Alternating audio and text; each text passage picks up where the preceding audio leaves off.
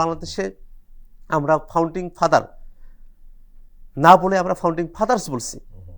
শেরে বাংলা একে ফজলুল হক সহ শুরু করে নিয়ে মাওলানা ভাসানী, যোগেন মণ্ডল, যাদেরকে ইতিহাস থেকে মুছে ফেলা হয়েছে, বাদ দেওয়া হয়েছে, এই মানুষগুলোকে আমাদের জাতীয় নেতৃত্বকে আমরা সামনে নিয়ে আসছি।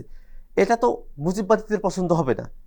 আপনারা রাজনীতির একটা নতুন বন্দোবস্তের কথা বলেন, আপনারা সেই রাজনীতিতে নেমেছেন, আমাদেরকে বলবেন এই নতুন বন্দোবস্ত তৈরিতে আপনারা কি কি সংকট বা বাধার মুখে পড়ছেন? নতুন রাজনৈতিক বন্দোবস্তের কথা আমরা বলছি, এই কথা নাহিদ ইসলাম 3 আগস্ট শহীদ মিনারে বলেছিলেন।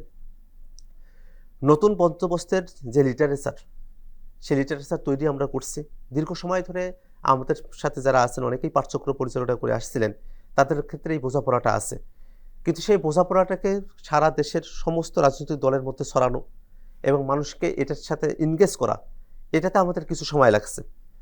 আবার একই সাথে আমরা দেখি যে পুরনো যে ভাবধারার মানুষেরা যারা আছেন, তারা আসলে পুরনো বিষয় নিয়ে আঁকড়ে ধরে পড়ে আছেন।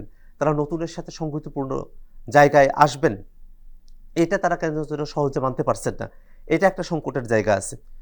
আমাদের যখন পুরনো ব্যবস্থার বিরুদ্ধে ফাইট করতে হচ্ছে, তখন বিভিন্ন জায়গায় আমাদের বিরুদ্ধে নানা ধরনের সাইবার অ্যাটাক হচ্ছে। যেমন বাংলাদেশে আমরা ফাউন্ডিং ফাদার না বলে আমরা ফাউন্ডিং ফাদার্স বলছি।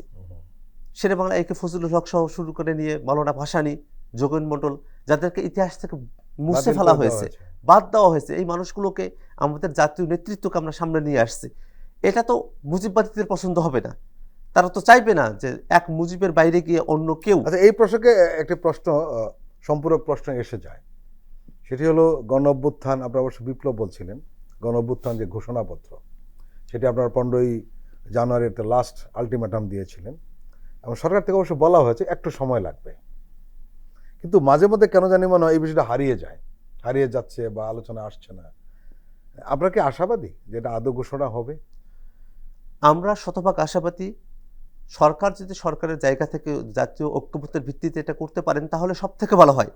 না হলেও জনগণের পক্ষ থেকে যে স্বতঃস্ফূর্ততা আমরা 31শে ডিসেম্বর শহীদ মিনারে দেখেছি, এই স্বতঃস্ফূর্ততা আরো কয়েক গুণ বৃদ্ধি পেয়ে এটা জনগণের জিনিস, জনগণের মুখ দিয়েই এটা পঠিত হতে পারে, যদি আসার জায়গা যেটা আছে সেটা যদি বানচাল হয়। কিন্তু সংকটটা তৈরি হচ্ছে সেটা হলো যে আসলে কোনো কাজ নির্দিষ্ট সময় না থাকলে কিন্তু একটা ঝামেলা হয়, অনন্তকাল ধরে তো চলতে পারে না।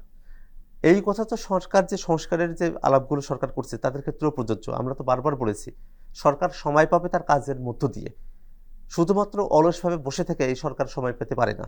অতএব প্রোক্লেমেশনের জন্য যে সময় আমরা বেঁধে দিয়েছি, যদি সরকারের সময়ের প্রয়োজন হয়, সরকার আমাদেরকে স্পেসিফিক্যালি জানাতে হবে যে কত সময়ের মধ্যে তারা এই কাজটা করতে পারবেন।